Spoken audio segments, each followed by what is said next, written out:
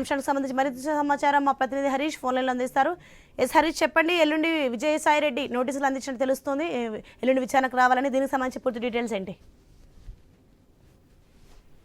Sony, present Vijayasai రెడ్డికి సంబంధించినటువంటి విచారణకు సంబంధించినటువంటి వ్యవహారం ఆసక్తికరంగా మారింది. ఎందుకంటే ఈ రోజు ఆయన విజయవాడ పోలీస్ కమిషనరేట్ కు రావాలని చెప్పి అధికారులు నోటీసులు జారీ చేశారు. అయితే ఒక రోజు ముందుగానే, అంటే నిన్ననే ఆయన విచారణకు వస్తానని కూడా చెప్పారు. అయితే అధికారులకు సంబంధించినటువంటి వివరాలు సేకరించాల్సినటువంటి సిచ్యువేషన్ ఉన్నటువంటి నేపథ్యంలో అందులో భాగంగానే ఈ రోజు విచారణకు రావాలని చెప్పి ఆదేశాలు జారీ చేశారు. దీంతో ఆయన ఈ రోజు విజయవాడ పోలీస్ కమిషనరేట్ కార్యాలయానికి వచ్చి అక్కడ సిట్ అధికారుల ముందు వారు అడిగినటువంటి వివరాలను అందించాల్సినటువంటి సిచ్యువేషన్. ఎందుకంటే పూర్తిగా ఇప్పటికే ఈ కేసుకు సంబంధించినటువంటి వ్యవహారంలో అటు కసిరెడ్డి ఇటు విజయసాయి రెడ్డికి సంబంధించినటువంటి ఎపిసోడ్స్ కూడా ఆసక్తికరంగా మారాయి. కసిరెడ్డి కూడా ఇప్పటికే సిట్ అధికారులు అనేక సార్లు నోటీసులు కూడా జారీ చేశారు. అయినప్పటికీ కూడా ఎక్కడా కూడా స్పందించినటువంటి దాఖలాలు అయితే కనిపించలేదు. ఇప్పుడు మరోసారి ఈ కేసుకు సంబంధించినటువంటి వ్యవహారంలో అధికారులు నోటీసులు జారీ చేసినటువంటి నోటీసుల నేపథ్యంలో ఎలాంటి స్పందన ఉంటుంది, ఎవరు స్పందిస్తారు అనేది కూడా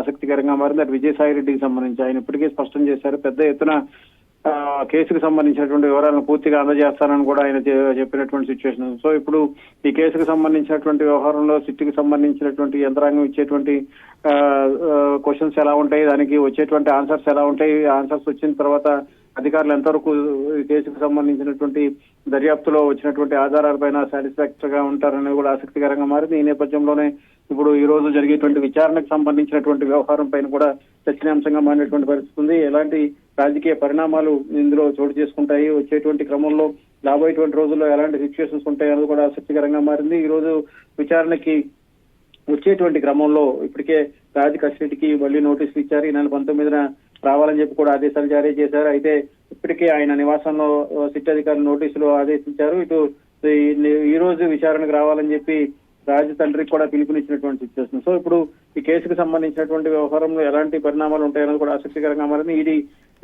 ఎంటర్టైన్మెంట్స్ తో సంబంధాలు ఉన్నటువంటి వారికి కూడా నోటీసులు జారీ చేసింది. మద్యం కుంభకోణంలో కొలగొట్టినటువంటి డబ్బుకు సంబంధించినటువంటి అంశం రాజు కసిరెడ్డికి ఈడీ ఎంటర్టైన్మెంట్స్ సంస్థకు సంబంధించినటువంటి సినిమాలు తీసినట్లుగా కూడా గుర్తించారు. సిట్ దర్యాప్తులో ఈ నేపథ్యంలో ఎంటర్టైన్మెంట్స్ కు సంబంధించినటువంటి సంబంధాలు ఎలా ఉంటాయి అన్నది కూడా చర్చనీయాంశంగా మారింది. ఆ తర్వాత ఎక్కడికి వెళ్లారు, ఎక్కడ ఆశ్రయం పొందుతున్నారు, ఎవరు ఆశ్రయం ఇచ్చారనేది కూడా ఇప్పుడు చర్చగా మారినటువంటి నేపథ్యంలో దీనికి సంబంధించినటువంటి కేసుకు సంబంధించినటువంటి విచారణకు సంబంధించినటువంటి అంశాలపైన కూడా సిట్ అధికారులు ఇచ్చేటువంటి క్వశ్చన్స్ కు వచ్చేటువంటి ఆన్సర్స్ ఎలా ఉంటాయన్నది కూడా చర్చనీయాంశంగా మారింది. ఇప్పుడు ఈ కేసులో ప్రధానంగా జగన్ హయాంలో జోడు చేసుకున్నటువంటి మద్యం కుంభకోణాలకు సంబంధించినటువంటి కీలక పాత్రగా ఉన్నారు Kasireddy Rajasekhar Reddy.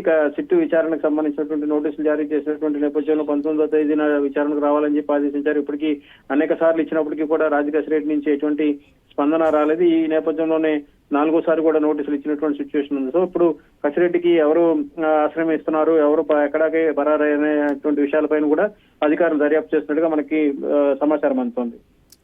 Thanks for the information Harish.